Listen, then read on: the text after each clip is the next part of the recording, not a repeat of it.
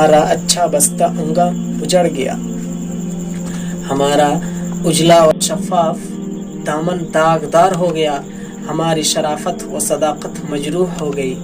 یہ زمین باوجود کوشادگی و وسیع و عریض ہونے کے تنگ ہو گئی۔ بس ہمارے گھر والوں پر سیاہی کا ایسا داغ لگا کہ وہ معیوب و مقہور ہو کر بند ہو گئے۔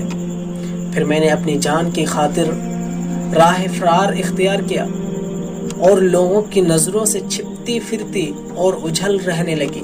مجھے یہ معلوم ہو گیا کہ میرے والدین اور بھائی بہن اپنا گھر بار چھوڑ کر ایک دوسرے شہر کی طرف ہجرت کر گئے ہیں، لیکن یہ ذلت و رسوائی بھی ان کا پیچھا کرتے ہوئے ان کے ساتھ ساتھ رہتی جہاں بھی وہ چلے جاتے۔ محفلوں و مجلسوں میں بھی اس موضوع پر باتیں ہونے لگی۔ ایک سے دوسرے نوجوان کی طرف یہ فلم منتقل ہونے لگی۔ بہرحال میں بازاری عورتوں کے درمیان اس طرح زندگی گزارنے لگی کہ اس بے حیائی و گندگی میں ڈوب کر رہ گئی۔ یہ ذلیل و حقیر نوجوان میرے لیے پہلا محرک ثابت ہوا جو مجھے اپنے ہاتھ میں کٹھ پتلی کی طرح نچاتا اور حرکت دیتا رہتا، لیکن میرا یہ حال تھا کہ مجھ میں ہلنے کی طاقت نہیں تھی۔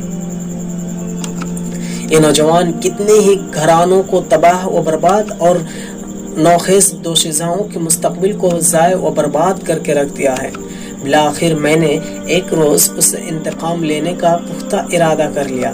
ہوا یہ کہ ایک دن وہ نشے کی حالت میں مجھ پر داخل ہوا اور میں نے اس فرصت کو غنیمت جانا اور چھری سے انسان نما ابلیس کو قتل کر ڈالا اور لوگوں کو اس کی شرارتوں سے خلاصی دلا دی۔ پھر آخرکار میرا ٹھکانہ یہ ہوا کہ میں کٹی ہوئی شاخ کے پیچھے ذلت و رسوائی اور محرومیت کی کڑوے گھونٹ کر کے پینے لگی۔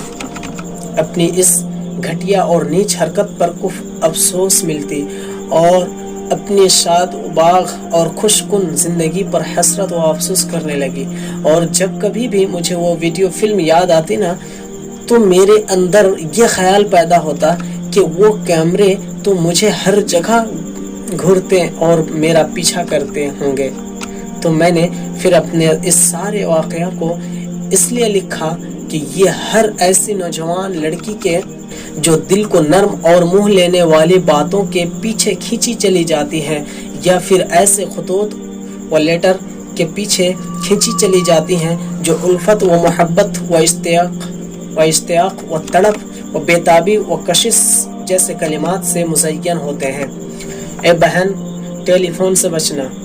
اے بہن، میں نے اپنی زندگی کی تصویر تیرے سامنے رکھ دی ہے، جس کا خاتمہ میری اور میرے خاندان والوں کی مکمل تباہی و بربادی کے ساتھ ہوا، اور میرے ابو جان حسرت و افسوس کرتے ہوئے فوت ہو گئے، اور اپنی موت سے پہلے وہ یہ بار بار پڑھتے رہے، حسبی اللہ و نعم الوکیل، مجھے اللہ کافی ہے اور وہی بہترین یار و مددگار اور حمایتی ہیں، میں قیامت تک تجھ۔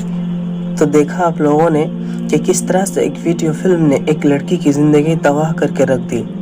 اور جیسا کہ لڑکی نے لکھا ہے کہ میرے بہنوں کو خاص کر کے بتایا جا رہا ہے کہ آپ لوگ فون کال سے، ویڈیو فلم سے اور پھر اس طرح کی باتوں سے جو نرم نازک ہو اور پھر عشق سے بھری ہو، ان جیسی باتوں سے آپ دور رہیے، تو اسی میں آپ لوگوں کی بھلائی ہے۔